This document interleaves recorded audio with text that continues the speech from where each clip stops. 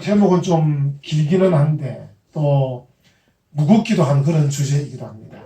제목을 한번 보시면 성전 파괴와 그다음 무엇이죠? 종말의 징조. 그리고 이게 두 가지 다 굉장히 무거운 주제인데 그 당시 예수님의 제자들이 볼 때는 이 두 가지가 거의 같이 보이는 거예요. 성전이 파괴된다는 것하고 또 세상에 종말이 온다는 것이 자기들이 느낄 때는 같이 오는 것처럼 느껴지는 거예요. 성전이 파괴되면 그때는 세상에 종말 아니겠느냐 이런 생각을 한 것 같아요. 그래서 이제 제가 오늘 제목을 성전 파괴와 또 종말의 징조 이렇게 이제 잡아보았습니다. 오래전 이야기인데 여러분들이 이제 야구를 좋아하시는지 모르겠는데 삼성 라이온즈의 김응용이라는 분이 사장으로 계셨어요. 그분이 이제 해태 타이거즈를 우승으로 이끈 아주 명장이었는데 삼성의 이제 사장으로 부임했는데 그때 이제 그 배영수라는 선수가 있었습니다. 이제 얼마 전에 은퇴했는데 이제 이 이야기는 한 10여 년 전 얘기인데 그래서 이제 김홍룡 감독이 배영수 투수에게 야 영수야 요즘 팬레터 많이 오냐 이렇게 물었어요.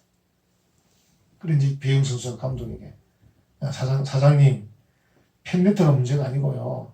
카페 조회수가 문제입니다. 이렇게 한 거예요. 그런데 이제 김홍룡 감독이 야 영수야 조회수가 어떤 여자냐? 이렇게 물었다는 거예요. 이제 서로 나이도 다르고 이 서로 생각이 다르니까 이제 김홍룡 감독은 팬레터 그런 시절의 사람이고 배영수는 그 당시에 이제 카페 조회수를 따지는 그런 사람이었어요. 지금 예수님과 제자들이 이제 성전에서 지금 나오시는 장면이잖아요. 나오시는데 이제 예수님이 생각하는 성전의 생각과 제자들이 생각하는 성전의 생각이 다른 거예요. 제자들은 성전 건물의 웅장함과 화려함에 매료되어 있습니다. 그래서 야 성전이 웅장하고 화려하다 이런 생각을 하고 있는 거예요. 그런데 예수님은 이 성전에 하나님이 계시지 않다 이 생각을 한 거예요. 그래서 예수님은 이 성전이 파괴될 것이다 이렇게 얘기합니다. 그래서 예수님과 제자 생각이 좀 다른 거죠. 여러분 한번 다시 한번 봅시다. 1절에 보십시오. 예수께서 성전에서 나와서 가실 때 여기 이제 동사가 두 개입니다. 동사가 두 개인데 이 동사를 할 때는 이제 이 안에 분사도 포함되고 다 포함되는 겁니다. 포함되는데 예수께서 성전에서 나와서 가실 때 두 개가 나오는 겁니다. 이 정도 문장은 동사 하나만 하면 되는 거거든요. 하나만 하면 되는데 두 개를 쓰셨어요. 성전에서 나와서 또 가실 때 이렇게 쓰신 거예요. 이 말은 이제 예수님이 하나님이 계시지 않는 이 성전에서 완전히 나오셨다. 이런 의미를 주시려고 하셨다. 그렇게 보여집니다. 그래서 성전에서 나와서 또 가시기까지 하니까 성전하고 얼마나 멀어지는 겁니까? 그냥 성전에서 나오셨을 때 이렇게 하면 되는데 나와서 가실 때 동사를 두 개나 지금 쓰고 계셔요. 그래서 이제 예수님 마음에는 이 성전에는 하나님이 계시지 않다 이렇게 생각하는 거예요. 제자들은 성전이 웅장하고 화려하다 이렇게 생각하고 계시는 거예요.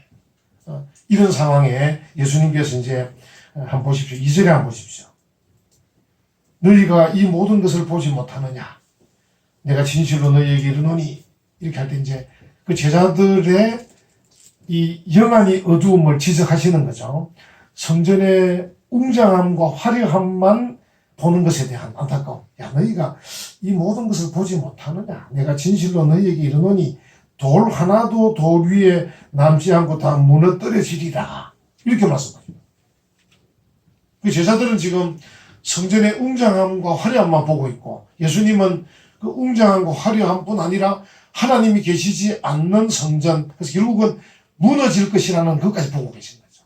그래서 제자들에게 야 너희가 좀 제대로 못 보느냐 이렇게 말씀을 하시는 거예요. 그래서 이제 예수님께서 말씀하신 이후 AD 70년에 그 로마 황제 베스파시안 황제 시절에 그의 아들 티투스라는 아들이 이제 쳐들어와가지고 예루살렘 성을 또 멸망시키고 성전을 다 파괴합니다. 그런 일이 이제 곧 일어나죠. 예수님은 이제 그것까지 보면서 지금은 말씀을 하고 계신 거죠. 그러니까 하나님이 계시지 않는 성전이 뭐 온전할 수 있겠습니까? 그러니까 결국은 이제 파괴되고 마는 것이죠. 그걸 예수님께서 지금 말씀을 하고 있습니다. 제자들이 이제 이런 말씀을 들으니까 아까 말씀드린 제자들의 마음속에는 성전이 파괴되면 세상의 끝인가 이런 생각도 하는 거예요.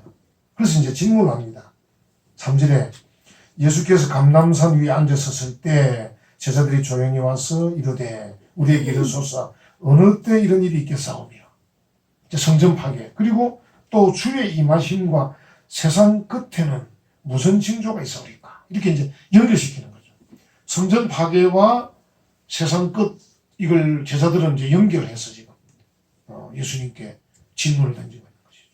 이제 이 24장 이후에 쭉 보면 예수님은 성전 파괴와 세상의 종말에 대한 얘기를 하시는데 두 가지를 같이 말씀도 하시면서 또 분리도 하셔요.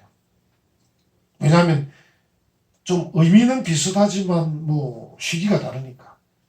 성전 파괴는 곧 일어날 일이고 세상의 종말은 좀 더 시간이 걸릴 거니까 이게 이제 같은 듯 다른 듯 이렇게 설명을 하고 계신 거예요. 제자들은 지금 질문을 이제 같은 듯 질문하시는 거죠. 예수님에게. 예수님, 성전 파괴 그런 일이 언제 일어나겠습니까? 그리고 세상의 종말은 언제 또 이루어집니까? 이렇게 질문을 하고 있는 것이죠. 이 질문은 굉장히 이제 어려운 질문이죠. 간단한 문제는 아니잖아요. 성전이 파괴되는 것도 간단한 내용이 아니고 또 세상의 종말도 간단한 내용이 아니에요. 그 제자들은 예수님에게 질문을 던졌지만 이 간단한 질문이 아닌 질문이기 때문에 예수님께서 이제 좀 아주 조심스럽게 답변하시는데 4절에 한번 보십시오. 예수께서 대답하여 이르시되 너희가 사람의 미혹을 받지 않도록 뭐 하라 그럽니까? 주의하라. 주의하라. 그래서 이제 어떻게 보면 예수님은 첫 마디가 주의하라. 이런 문제는 간단한 문제가 아니고 어려운 문제이기 때문에 주의해야 된다. 이렇게 이제 말씀을 하고 계신 거죠. 이런 우리 주의할 일이죠. 오늘날도 이 교회와 영적인 세계에 뭐 이런저런 얘기가 얼마나 많습니까? 많습니다. 그래서 이제 결론을 미리 말씀드리면 우리가 말씀에 굳게 서는 게 굉장히 중요합니다. 그러니까 이제 말씀을 벗어나거나 말씀을 가지고 유추해서 얘기하는 그런 얘기들은 굉장히 조심해야 됩니다. 그래서 이제 좀 고리타분하게 보여도 어쨌든 말씀으로 돌아가는 게 굉장히 중요합니다. 말씀으로. 그래서 말씀에 뭐라고 되어 있느냐 이게 중요합니다. 그래서 어떤 분들은 이제 예를 들어서 천국 같은 경우도 말씀에 나와 있는 천국의 내용 이상은 우리가 알기 어렵죠. 아직 가보지 않았기 때문에. 이제 어떤 분들은 이제 가서 보고 왔다는 거예요. 그걸 우리가 이제 진위를 가리기는 어렵습니다. 본인이 보고 왔다는데 우리가 뭐 어떻게 할 거예요. 그래서 어떤 분은 꿈속에서 봤다 그러고, 어떤 분은 죽기 전에 봤다 그러는데, 그럼 뭐 어떻게 남의 꿈속에 들어갈 수 없고. 그래서 우리가 판단할 수 있는 것은 말씀밖에 없어요. 그러니까. 왜냐하면 이 사람이 꾼 꿈과 저 사람이 꾼 꿈이 좀 다릅니다. 이게 똑같으면 괜찮은데, 예를 들어서 전 세계에서 예수 믿는 사람들이 막 꿈을 꾸는데 천국에 대한 꿈을 다 꾸는데 똑같으면 하나님 뜻인가 알 수 있겠지만 이 사람이 꾼 내용과 저 사람이 꾼 내용 좀 다릅니다. 그래서 우리가 뭐 이해는 하면 그렇습니까? 이해는 하지만 그러나 근거는 성경에서 성경에 나와 있는 천국의 모습 이상은 우리가 확신할 수가 없는 거죠. 확신할 수 없습니다. 여기 예수님께서 뭐라 했냐면요. 사람의 미혹을 받지 않도록 주의하라. 5절에도 많은 사람이 내 이름으로 와서 이르되 나는 그리스도라 하여 많은 사람을 미혹하리라. 이렇게 말합니다. 그게 무슨 말이냐면 그러니까 하나님의 나라라든지 종말에 관한 얘기를 하는데 많은 사람을 미혹할 정도로 설득력이 있다는 거죠. 설득력이 있는 것입니다. 그러니까 그럴듯하다는 거죠. 그럴듯하다. 그럴듯하니까 설득력이 있는 것이죠. 그리고 종종 많은 사람을 모은다는 거죠. 모읍니다. 우리 주변에 지금 보면 뭐 신천지라든지 뭐 이런저런 이단 사이비 종교들 보면 사람들이 많이 모입니다. 많이 모입니다. 우리 생각할 때는 이단 사입이면 사람들이 모이겠나 싶잖아요. 근데 모입니다.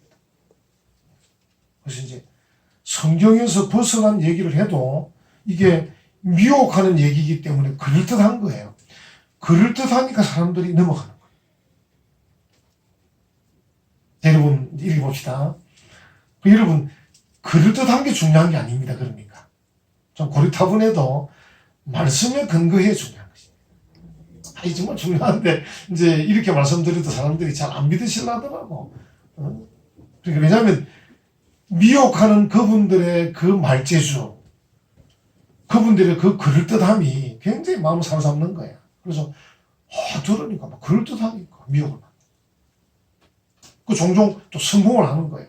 사람들을 막 몇만 명, 뭐 10만 명 모으는 거예요. 모으니까 주로 많이 모일 때는 뭐 이유가 있을까 이런 생각하는 거예요. 이게 이제 세상적 사고방식이잖아요. 우리가 걸어가는 길은 사람이 적어도 바른 길을 걸어가는 게 맞는 거거든요. 그리고 우리가 걸어가는 길이 사람이 많아야 옳은 건 아닙니다. 사람이 많은 것으로 옳은 걸 따지려면 숫자로 이제 판가름해야 되는데 그렇게 할 수는 없잖아요. 그럼 예를 들어서 항상 몇 명 모이느냐가 중요하잖아요. 그래서 이제 사람이 많이 모이느냐 중요한 게 아닙니다. 그럴듯한 게 중요한 게 아닙니다. 하나님의 말씀에 있느냐, 말씀에 맞느냐, 그게 중요한 거죠.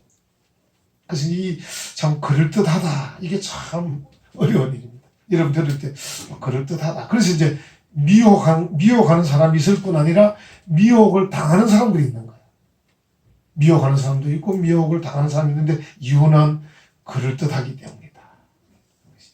자, 이런 일이 일어나는 이런 일이 왜 일어나는가? 어떻게 보면 우리가 볼 때 오류잖아요, 오류. 저 아닌데, 오류인데, 오류. 하나님 중심하고 말씀 중심하고 교회 중심에서 바로 서는 게 맞고 저렇게 가는 것은 오류입니다, 오류. 잘못된 틀린 거잖아요. 근데 그런 일이 왜 일어나는가? 어떻게 보면 크게 두 가지이죠. 하나는 어리석음 때문이고, 사람들의 어리석음 때문이고, 또 하나는 주제넘음 때문에, 주제넘음. 그러니까 어리석어서 끌려가기도 하고요. 어리석어서. 또 하나는 주제 넘어서 끌려가는 것 같아요. 무슨 말이냐면 자기가 생각하는 게 옳다고 생각하는 거예요. 옳다고 생각하는 거예요. 제가 이제 목사인데 요즘은 이제 이 목사라는 권위가 많이 떨어져서 좀 그렇긴 해요. 근데 제가 어디 가서 이제 얘기를 해보면 제가 목사기 때문에 믿어주려는 생각을 안 하시는 것 같더라고요. 얘기해보면 그래요. 심지어 가족들이라도. 저는 속으로 내가 목사가 되기 위해서 공부도 하고 기도도 하고 이렇게 해서 목사로 일하고 있는데 어떻게 내 말에 귀를 안 기울까? 안 기르는 거죠. 왜? 주제는 제가 그분을 욕하려고 하는 게 아니고 그럼 우리 가족들이나 주변 사람들을 생각하면 그분들이 첫째는 어리석어서 그렇고 두 번째는 주제 넘어서 그렇죠. 왜냐하면 자기보다 내가 더 잘 알잖아. 근데 자기가 생각하고 들은 것에 대한 판단을 탁 과신하는 거예요. 참 안타깝죠. 그러니까. 물론 이제 저가 이제 가짜 목사면 또 문제는 달라집니다. 그건 달라집니다. 그런데 제가 이제 말씀에 근거해서 얘기할 때는 목사가 이 말씀을 하나님의 말씀을 가지고 교과서를 가지고 얘기한다 할 때는 좀 귀 기울이는 게 필요한데 교과서고 뭐시고 관계없이 야 당신보다 저 사람이 훨씬 말을 잘하더라 이렇게 생각하는 거예요.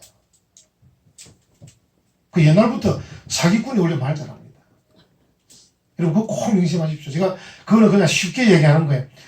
정말로 말 잘하는 사람은 조심해야 됩니다. 말 잘하는 사람. 또 특히 목사들 가운데서도 말 잘하는 사람 조심해야 돼요. 너무 말을 잘하면 이게 확 벗어납니다. 성경에서 멀리 가버립니다. 말을 잘하니까. 논리 전개를 비약을 막 엄청나게 비약시키고. 근데 우리가 이제 조금만 조심해서 들으면 이 말이 좀 비약된다. 자꾸 비약이 되는 거예요. 비약을 다 잡으면 되거든요. 비약되면 안 되잖아요. 너무 비약돼. 이게 고리가 연결이 돼 가야 되지. 어느 정도 가다가 풀쭉 뛰어버립니다. 풀쭉. 그 위험한 거죠. 지금 우리나라가 지금 진보와 보수가 싸우는 것도 마찬가지예요.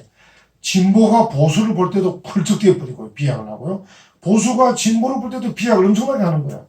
그것이 국민의 갈등이 있는 겁니다. 다 내 민족이고 내 형제고 내 부모인데 우리가 싸울 일이 뭐가 있습니까? 차근차근 들어주면 되는데. 근데 이게 논리가 막 비약되면서 막 나가.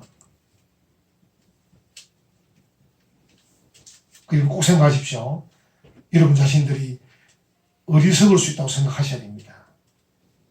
그런 생각 안 하시겠지만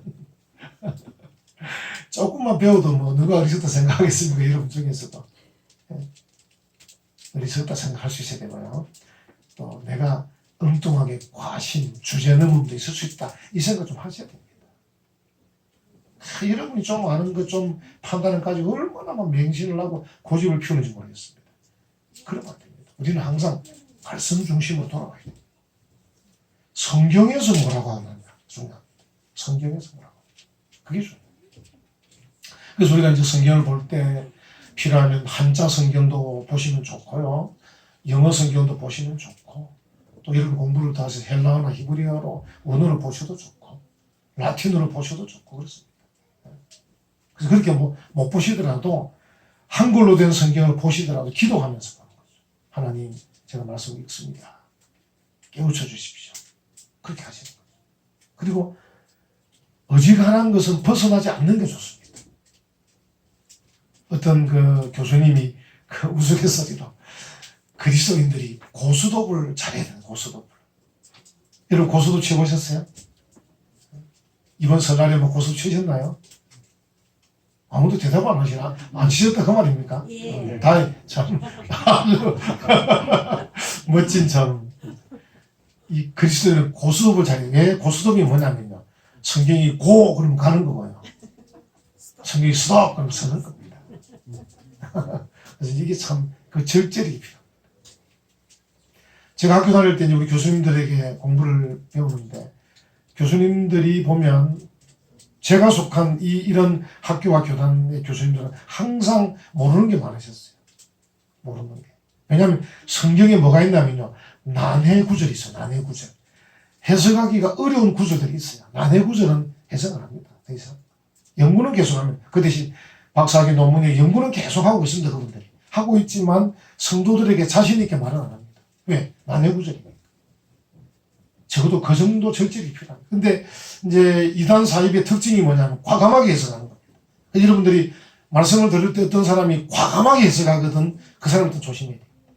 아까 말씀드린 말 잘하는 사람 조심하시고 논리 비약하는 사람 그 다음에 과감하게 해석하는 사람 성경 그거 뭐 이렇다 저렇다 이런 말하는 사람 조심해야 됩니다. 박사가 되면 더 조심합니다. 박사가 되면 오히려 석사가 큰 소리 치고 학사가 큰 소리 칩니다. 박사들은요, 제가 말씀드린 우리 교수님들은 항상 모른다. 모르면, 이거는 잘 모르는 거다. 아직 연구가 덜 됐다. 이렇게 말씀하죠. 그래서, 모른다 하는 사람을 여러분들이 좀 유심히 보십시오. 뭘 잘 모른다 하고도, 저 사람이 좀 제대로 된 사람인가. 이 생각하면 됩니다. 모르는 게 없는 사람 있죠. 이 사람은 거의 사입입니다. 뭐든지 아는 사람은 사입입니다. 뭐든지. 왜냐하면 성경이라는 게 하나님께서 성령님을 통하여 우리에게 이렇게 말씀해 주신 또 그리고 기록되고 전성되고 취합이 돼가지고 이렇게 집대성내에 내려왔지만 이게 세월이 얼마나 수천 년이 걸렸습니다. 이 과정 속에 사본도 여러 개 있습니다. 성경의 사본들이 취합이 되고 그걸 연구하고 맞춰보고 하는 가운데 그렇게 아무리 맞추어도 애매한 것들이 있습니다. 애매한 것들이 이렇게. 그래서 모르는 건 모른다 하고 아직 확실치 않다고 얘기하고 또 사도 바울도 우리에게 뭐라고 말했습니까? 우리가 천국 가면 거기서 밝히 볼 것들이 있을 것이다. 지금은 희미하지만 이렇게 말합니다. 그러니까 지금이 희미한 것도 있어야 되는 거죠. 근데 우리가 구원받는 일, 우리의 믿음이 자라는 일, 이런 일은 분명히 나와 있습니다. 그러니까 우리가 꼭 알아야 될 것들은 다 나와 있는데 그렇지 않고 예를 들어서 천국 가는 거는 분명히 나와 있습니다. 근데 천국이 어떠한가에 대한 설명은 조금 아직 불명하게 많습니다. 100% 다 설명이 안 되어 있습니다. 그래서 사도 바울도 내가 천국 가서 그때 밝히 볼 수 있을 거다. 이렇게 말합니다. 그리고 우리가 구원받고 믿음을 유지하고 믿음 생활하고 있는 데는 전혀 문제가 없는데 좀 더 가지를 벌려서 좀 더 많은 부분들 아는 데는 어려운 것들이 있긴 있습니다. 어쨌든 이 마지막 때가 돼 가면 미혹하는 사람이 있고 미혹당하는 사람이 있다. 이렇게 예수님께서 말씀을 하면서 주의하라. 주의하라. 여러분, 주의하라는 말은 걱정하라는 말은 아닙니다. 아무것도 염려하지 말고 이렇게 말씀하고 계시기 때문에 걱정하라는 말은 아닙니다. 주의하라. 이렇게 이제 말씀을 하고 있고. 그 다음에 이제 세상에 관한 얘기가 나옵니다. 보면 6절부터 보면 난리와 난리 소문을 듣겠으나 너희는 삼가 두려워하지 말라. 그러니까 주의하라는 말씀 먼저 하셨고 이제는 두려워하지 마라. 어떤 조금의 소문을 듣는 두려워하지 마라. 7절에 한번 보십시오. 민족이 민족을 나라가 나라를 대적하여 일어나겠고 곳곳에 기근과 지진이 있으리니 8절에 이 모든 것은 재난의 시작입니다. 이게 이제 예수님 이후에 그리고 지금까지 이 세계가 쭉 끌어오면서 이게 서서히 나타나는 것들입니다. 징조들인데 두려워하지 마라. 그렇죠. 우리가 예수님을 구주로 믿고 하나님을 아버지로 모시고 천국 가는 이런 믿음의 삶을 사는 우리가 두려워할 필요는 없죠. 두려워할 필요 없죠. 그러니까 주의는 해라. 두려워하지 마라. 예수님께서 말씀하신 것을 잘 생각해 보면 우리가 어떻게 해야 되는가 딱 분명히 나옵니다. 주의는 하지만 두려워하지 마라. 그리고 이런저런 일들이 세상에 막 일어날 건데 시작이 불과한 거다. 계속 진행이 될 것이다. 이렇게 얘기를 합니다. 그래서 계속적인 이런 문제들이 일어날 것이다. 그래서 이제 요즘 보면 우리가 좀 걱정되는 것은 점점 문제들이 커지고 있다는 거죠. 세계 전체가 전체적으로 지진이라든지 뭐 이런 지구 온난화라든지 또 뭐 이런 전쟁이라든지 지금 일촉즉발의 위기가 몇 번 있었지 않습니까? 그죠? 미국과 중국의 이런 갈등뿐 아니라 이란과 미국의 갈등, 북한과 미국의 갈등, 이게 지금 일촉즉발입니다. 지금 우리나라가 지금 이렇게 분단에 살고 있는데 이제 우리들은 지금 여기 오래 살다 보니까 남과 북이 분단되어 있고 지금 우리가 종전이 아니고 휴전이기 때문에 언제나 전쟁이 가능한데도 우리는 지금 평안한 마음으로 살고 있는데 유럽인데 가면 유럽에 있는 분 우리를 불안하게 봅니다. 야, 대한민국 사람들 대단하다는 거예요. 어떻게 저렇게 살고 있냐 이거야. 지금 휴전 상태거든. 휴전이면 언제든지 전쟁할 수 있는 상황이에요. 그래서 야, 저 대한민국에 사는 사람들 대단한 강심장이라고 생각하는 거예요. 아마 호주 분들도 그러실 거예요. 아마 대한민국 사람들 대단하다고. 정말 그 말이 맞습니다. 왜냐하면 지금 평안하지만 언제 전쟁이 날지 모릅니다. 언제 수틀리면 지도자들이 그 판단 하나로 전쟁이 나기도 하고 안 나기도 합니다. 그래서 북한과 한국, 북한과 미국, 중국과 미국, 미국과 이란, 이 뭐 여러 가지 전체가 지금 일촉즉발의 위기 속에 살고 있습니다. 그게 점점 이제 아마 가까워오고 있다 생각이 듭니다. 어쨌든 그러나 두려워하지 마라. 그렇죠. 우리가 하나님 믿는 자녀인데 뭐 두려워할 건 없죠. 그리고 이제 교회에 대해서 말씀합니다. 9절부터 보면 그때에 사람들이 너희를 환난에 넘겨주겠으며 너희를 죽이리니 너희가 내 이름 때문에 모든 민족이 미움을 받으리라. 지금 우리나라는 좀 자유롭지만 중국 같은 경우는 정말 지금 탄압 가운데 있습니다. 여러분들은 못 느끼실 거예요. 탄압 가운데 있습니다. 교회 하나는 그냥 중국 정부가 그냥 아주 깜짝같이 없애버립니다. 전에 말씀드렸죠.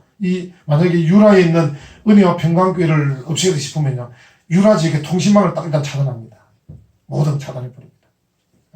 그래서 세계에서 아무도 모르게 다 차단하고, 그 다음에 불도저하고 딱 와서 딱 하루 만에 폭파시켜요. 근데 또 그걸 찍어서 보낸 사람들도 있습니다. 어떻게 해서? 또 실제로 우리 교회가 속한 이 경남노회가 이제 교제하는 산둥성의 그 빌라델비아 교단의 그 목사님과 그 교회들, 지금도 우리 연락이 안 되고 있습니다. 참, 어떻게 보면 계명천지에 연락이 지금 안 되고 있습니다. 그 목사님은 지금, 가택 연금 속에 있습니다. 공목사님인데, 공자의 후손인데, 연금 속에 있습니다. 이 계명천지에 지금 그런 탄압을, 중국 지하교회는 받고 있는 거죠.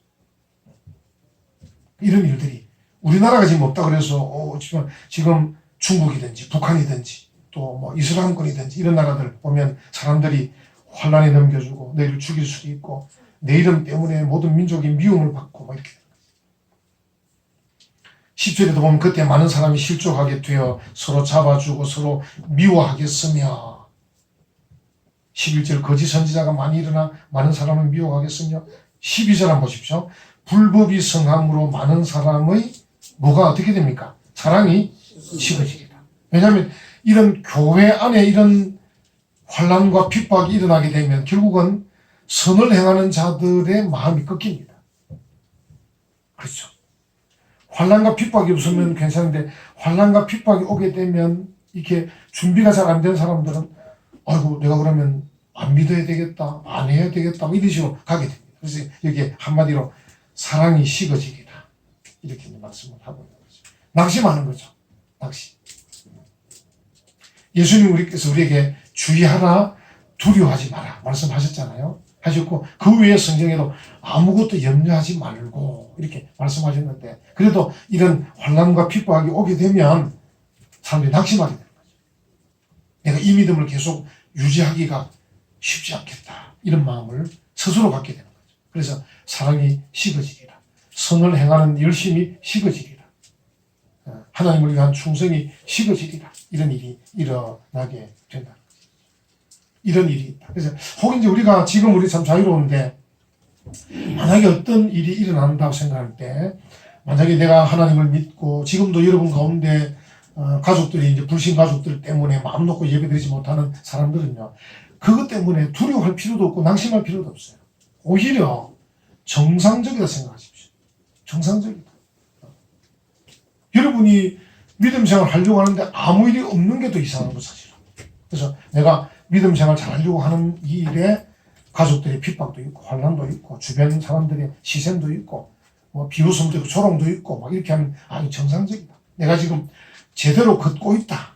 그렇게 생각합니다. 이 참 어려운 일이긴 하거든요. 어려운 일이긴 한데 우리가 이제 어떤 어려운 일을 만났을 때 이 어려운 일을 만나는 게 정상이다 생각하고 내가 헤쳐가야 되겠다라고 생각하는 이게 정말 중요합니다.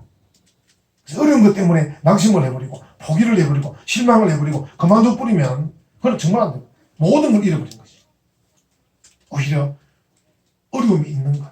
이제 저도 예를 들어서 이 교회를 이제 개척해서 우리가 2년이 지나고 3년째 들어가잖아요. 저도 낙심될 때가 얼마나 많은지 몰라요.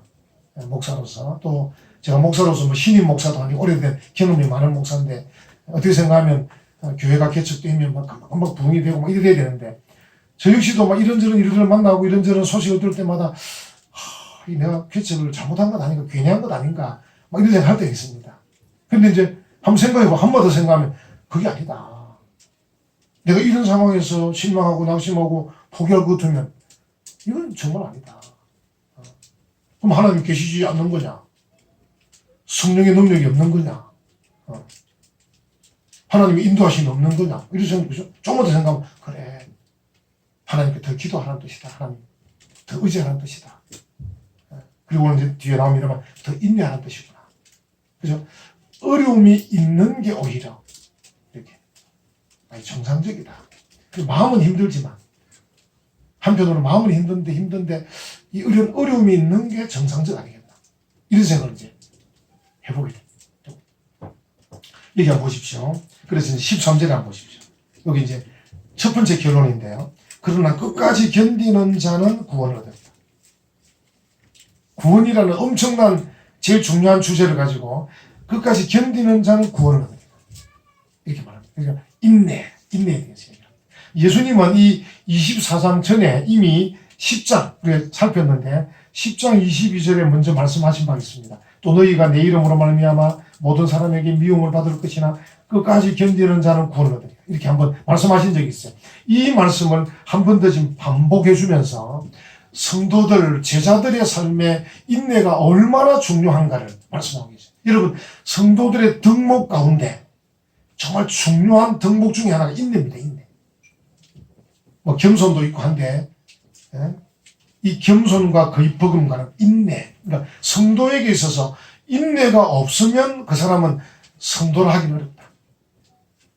끌핏하면 넘어지고 끌핏하면 낙심하고 끌핏하면 좌절하는 사람은 성도라고 하기 어렵다. 적어도 성도라고 할 때는 인내라는 덕목을 갖고 있어요. 그래서 우리가 이제 성도를 볼 때 저 사람이 참된 성도냐를 볼 때 인내하는 걸 보면 알 수 있죠. 인내심을 볼 때. 끌핏하면 안 한다고 그러고 끌핏하면 못 한다고 그러고 그냥 보게 되면 아직까지 성도라는 그런 이름을 얻기는 좀 어렵겠다 이런 생각을 할 수 있죠. 적어도 성도는 인내라는 게 필요합니다. 이제 인내를 갖고 구원을 얻는, 그러니까 이게 제대로 가고 있다 그 뜻입니다. 인내를 하면서 구원의 길로 가는 것, 제대로 가고 있다. 그러니까 여러분들이 어떤 어려움을 겪으면서 인내 한번 해보십시오. 인내하면 뭔가 이렇게 얻는 바가 많을 겁니다. 여기 이제 구체적인 말씀 다 해놨지만 구원이라는 한마디로 퉁 쳐놨지만 예수님께서 구원이라는 그 말 속에 엄청난 많은 것들이 있는 겁니다. 구원의 길로 가는 거기 때문에. 그러니까 인내하면 구원을 얻는다 할 때 인내하면 여러 가지의 이제 그 유익함과 풍성함을 얻게 돼요. 그리고 보통 인내하지 못하기 때문에 얻지 못하는 게 엄청나게 많다는 뜻입니다. 성도에게 있어서 인내라는 게 정말 중요합니다. 자, 여러분, 그럼 우리가 이제 예수님께서 지금 성전 파괴와 세상의 종말에 대한 얘기를 하고 계신데, 예수님 말씀은 이런저런 일들이 많이 일어나겠지만 그 시작에 불과하고 전조에 불과하고 징조에 불과할 거다. 두려워하지 마라. 인내하고 끝까지 가라. 이렇게 이제 말씀을 하고 계셔요. 그러면서 이제 마지막 14절에 한마디 탁 던집니다. 14절, 이 천국 복음이 모든 민족에게 정언되기 위하여 온 세상에 전파되리니 그제야 끝이요. 이렇게 말합니다. 여러분, 끝이 온다는 것은 우리에게 있어서는 어떻게 보면 희망이에요. 희망.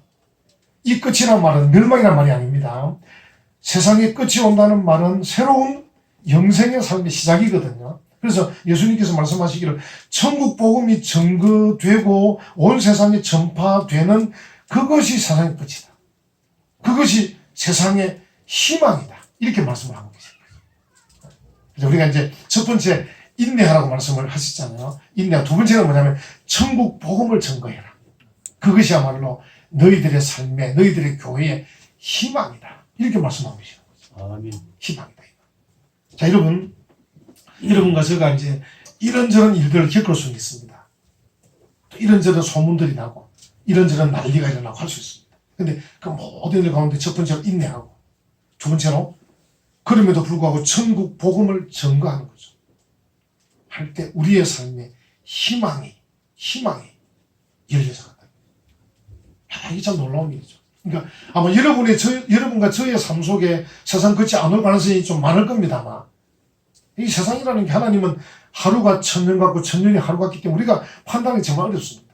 그리고 지금 대략은 이 복음이 지금 예루살렘까지 가면, 그죠? 백투더 예루살렘까지 가면 끝날 거라고 대략은 짐작을 해요. 예루살렘에서 시작한 복음이 서쪽으로 돌아서 지금 이렇게 서진화하고 있거든요. 그래서 결국은 중국을 지나서 지금 중앙아시아 지나서 인도를 지나서 중동으로 가고 있단 말입니다. 그래서 이 가면서도 주변에 있는 미전도 종족, 자기 말도 글도 없는 미전도 종족까지 이제 아우러 가면서 선교사들이 이러면서 끌고 간단 말이죠. 그래서 예루살렘으로 가서 유대인들이 이제 회개하게 될 때쯤 되면 세상이 끝일 거라고 온 세상에 전파될 때라고 했기 때문에 예루살렘에 시작해서 돌아서 예루살렘까지라고 이제 보는 건데, 어쨌든 점점 가까워오는 것은 사실이지만 아직까지 우리 이 정도 80년, 100년 사는 이 정도 수명 가지고는 우리 시대에 오시겠나 생각은 해봐요. 근데 우리 시대에 오시든 안 오시든 우리는 천국 복음을 증거하면서 희망 속에 사는 거죠. 여러분, 사람이라는 게 희망이 있는 게 정말 중요하잖아요. 성경에 말하는 소망, 그죠? 이 희망과 소망이 있는 게 정말 중요합니다. 그래서 인내하면서 구원을 받고 천국 복음을 전하면서 희망을 갖고 사는 것. 이게 예수님께서 바라시는 거예요. 어떤 사람들은 반대로 하셔요. 세상 예수님 곧 오실 건데 이것저것 다 아무것도 안 하고 그냥 예수 오시는 거 기다리는 분이 계셔요. 성경을 잘 몰라도 정말 모르는, 아까 말한 무식하든지 자기 과신입니다. 주제는 뭡니까? 예수님께서 바라시는 바는 이런저런 난리 소문이 계속 이어져도 너희들이 인내해라. 그리고 천국 복음 전해라. 그게 희망입니다. 이렇게 말하는 거죠. 그러니까 우리가 인내하면서 복음을 증거하면서 살아가면 하나님께서 우리에게 주시는 것이 엄청나게 많다는 뜻입니다. 이것은 정말 경험한 자만이 아는 거니까, 경험한 자만이. 그래서 우리가 인내와 희망 속에, 그래서 우리가 이제 교회에서도 은혜 받고 직장에 가서도 열심히 일하면서 복음을 전하고 학교에서 공부하면서 복음을 전하고 우리의 삶 속에서 말과 행동과 삶 속에서 인내와 천국 복음을 전하며 살아가는 것입니다. 그 여러분들이 그 삶을 희망 속에 살게 되면 직장에 가는 것도 즐거울 수 있고 주일날 교회 오는 이 예배를 위해 토요일부터 준비하면서 주일날 정말 스마트하게 예배드릴 수 있고 근데 이게 잘 안 된다는 게 여러분들이 뭔가 지금 제대로 그 걸음 걷지 않다는 뜻입니다. 이 아침에 주시는 이 말씀 기억하면서 여러분과 제가 예수님의 말씀을 잘 생각하시고 주의하고 두려워하지 말고 인내하고 복음을 전하면서 희망의 걸음을 걸어가라. 그 희망의 믿음의 걸음을 걸어가는 저와 여러분 되시기를 간절히 축원합니다. 아멘.